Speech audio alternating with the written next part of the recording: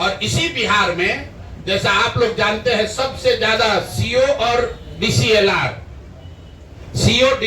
वगैरह का पोस्टिंग के लिए खुलेआम 30 लाख 40 लाख 50 लाख रुपया, देखिए सारे पत्रकार लोग मोड़ी हिला रहे हैं, हाँ भैया बात तो ठीक है, 25 से 50 लाख रुपया लेकर पोस्टिंग की जा रही है। तो ये जो सर्वे शुरू हुआ है ये अंचलाधिकारियों को और राजस्व से जुड़े हुए पदाधिकारियों के द्वारा धन उगाही का नया उद्योग शुरू किया गया है। तो जन सुराज परिवार 3 मांग रख रहा है। एक कि जातीय जनगणना के आधार पर उसके नाम पर राजनीति करके समाज को बांटने लड़ाने वाली जनता वाली सरकार, उस पर व्हाइट पेपर जारी करो और 1 महीना में बताओ कि आरक्षण पर क्या हुआ।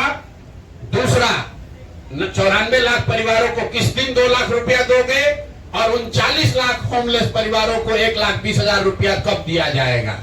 हम लोग की दूसरी डिमांड है कि 3 डिसमिल जमीन जो महादलित समाज को मिलनी चाहिए थी, दलित महादलित समाज के लोगों को, जिनका वोट लेकर नीतीश कुमार इतने दिन से बैठे हुए हैं, अब वो दलित महादलित परिवार चला जाने के लिए तैयार नहीं है। अगर 1,20,000 से कम परिवारों को ही 3 डिसमिल जमीन मिली है तो 48 लाख से ज्यादा परिवारों को 3 डिसमिल जमीन कब मिलेगी। और इसमें यह भी बता दूं कि अभी सरकार के आंकड़ों के हिसाब से करीब 25 लाख एकड़ जमीन, जिसमें सीलिंग के नाम पर जब्त की हुई करीब 11.5 लाख एकड़ जमीन और विनोबा आंदोलन भूदान आंदोलन में मिली हुई 7 लाख एकड़ जमीन, जिसका कोई हिसाब नहीं है कि ये जमीन किसके पास है, किसको दिया गया है। 25 लाख एकड़ जमीन जो सरकारी रिकॉर्ड के हिसाब से उपलब्ध है गरीबों को बांटे जाने के लिए, किसी से लेना छीनना नहीं है, किसी के पास रिकॉर्ड नहीं है कि उस जमीन का 6.8 लाख एकड़ जमीन जो विनोबा भावे के प्रयास से भूदान आंदोलन में लिया गया, वो किसको दिया गया, किसको बांटा गया, किसी को मालूम नहीं है। करीब 12 लाख एकड़ जमीन यहाँ सीलिंग के नाम पर जब्त किया गया या सीलिंग के नाम पर लिया गया, वो जमीन किसको मिली वो भी किसी को पता नहीं है। तो हम लोग की दूसरी मांग ये है कि ये 3 डिसमिल जमीन जो 50 लाख परिवारों को, दलित और महादलित परिवार को आपको देना था, ये कब तक पूरा करोगे ये बताओ। और तीसरी ये बात है कि भूमि सर्वे के नाम पर ये जो नया उद्योग तुमने शुरू किया है और अफसरों के जरिए महीनों में करोड़ों रुपया की सरकार उगाही कर रही है, इसको तुरंत बंद कीजिए। नहीं बंद कीजिएगा तो बिहार के हर परिवार में झगड़ा होगा और भ्रष्टाचार बढ़ेगा।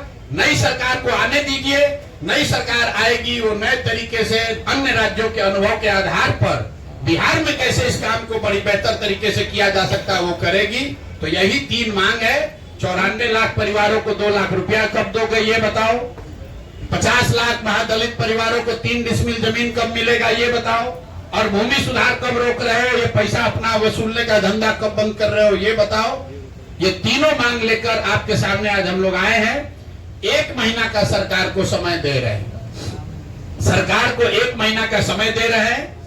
11 मई से बिहार के हर गांव में 40,000 से ज्यादा रेवेन्यू गांव में जन सुराज वहां बैठक करेगी और लोगों से इन 3 मुद्दे पर उनसे वार्ता करके इस विषयों पर सिग्नेचर कैंपेन, हस्ताक्षर अभियान शुरू करेंगे। और हम लोग 11 जुलाई को 1 करोड़ लोगों का इन 3 मुद्दों पर 1 करोड़ लोगों का हस्ताक्षर लेकर मुख्यमंत्री और राज्यपाल दोनों को हम लोग जाकर ज्ञापन देंगे। लेकिन ये मामला वही नहीं रुकेगा। इसके बावजूद अगर सरकार ने एक्शन नहीं लिया तो आपके इंटरेस्ट के लिए बता देते हैं, इस विधानसभा का जो अंतिम सत्र अभी होने वाला है, उस सत्र में जन सुराज अपनी पूरी ताकत से विधानसभा को घेरेगा। क्योंकि विधानसभा में बैठे हुए चाहे ये भाजपाई है या राजद वाले हैं, नीतीश कुमार तो है ही दोषी, ये तीनों लोग ये विधानसभा में बैठकर जनता को और आ जाएगा सर, आवाज आ जाएगा, माइक है, जनता को और आगे बेवकूफ न बना पाए, इसके लिए हम लोग विधानसभा का जब सत्र शुरू होगा तो विधानसभा का हम लोग घेराव करेंगे, प्रदर्शन करेंगे, वहीं धरने पर बैठेंगे। इसी बात की घोषणा के लिए आज आपसे मुखातिब है। बहुत बहुत धन्यवाद। प्रशांत जी, एक तरफ आप भूमिहीनों को भूमि देने का बात करते हैं, दूसरी तरफ वक्फ बोर्ड के द्वारा वो जमीनों को कब्जा किया जाता है, उनका आप जब वक्फ बिल संसद में आती है तो आप इसका विरोध करते हैं सर। वक्फ बिल से जी। कितने भूमिहीनों को जमीन मिलेगा उसका प्रावधान तो हमने एक्ट में पढ़ा नहीं है। आप यंग जर्नलिस्ट हैं, आपको ज्यादा शायद जानकारी होगी। वक्फ के बिल में कहीं इस बात का जिक्र नहीं है कि अगर कल होकर वक्फ के एक्स्ट्रा जमीन को सरकार ले भी ले तो उसका लाभ बिहार के भूमिहीनों को मिलेगा। इसकी कोई चर्चा कहीं उस कानून में, एक मिनट रुकिए, आपने सवाल पूछा, आंसर देने दीजिए।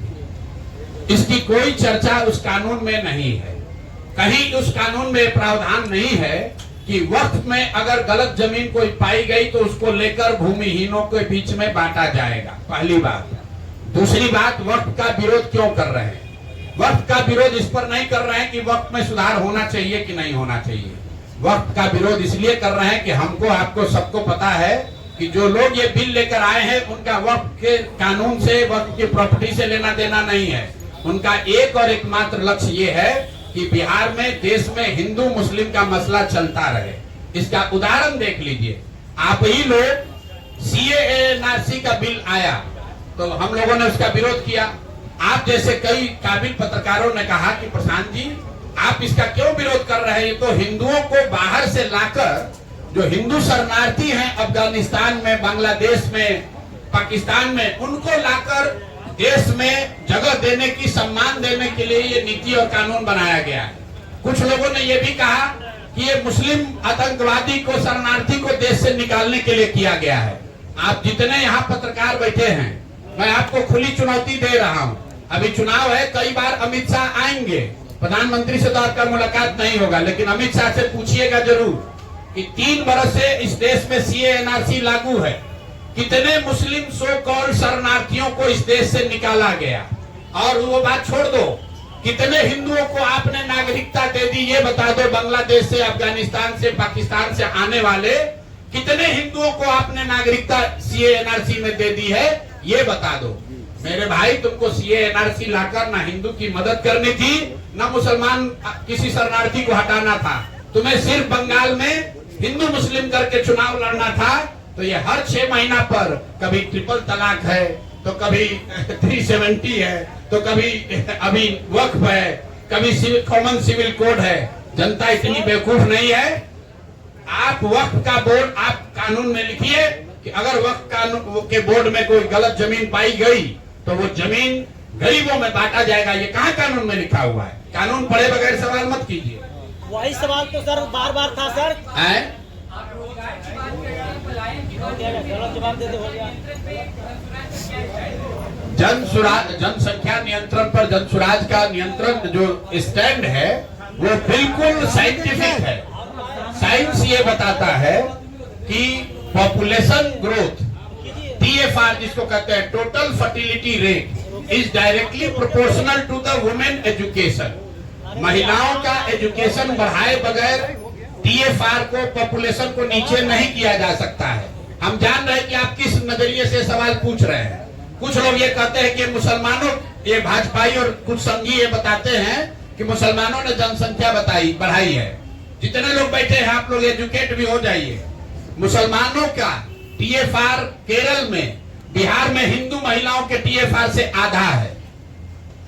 फिर से याद कर लीजिए, मुस्लिम महिलाओं की फर्टिलिटी रेट केरल में, बिहार में हिंदू महिलाओं के फर्टिलिटी रेट से आधा है। ये आपको क्या बताता है? जहां पर महिलाएं पढ़ गई, जहां पर उन्हें फैमिली प्लानिंग की या अपने परिवार के विषय में निर्णय लेने का अधिकार हो गया, आर्थिक और शैक्षणिक स्वायत्तता आ गई, अपने आप पॉपुलेशन नीचे आएगा।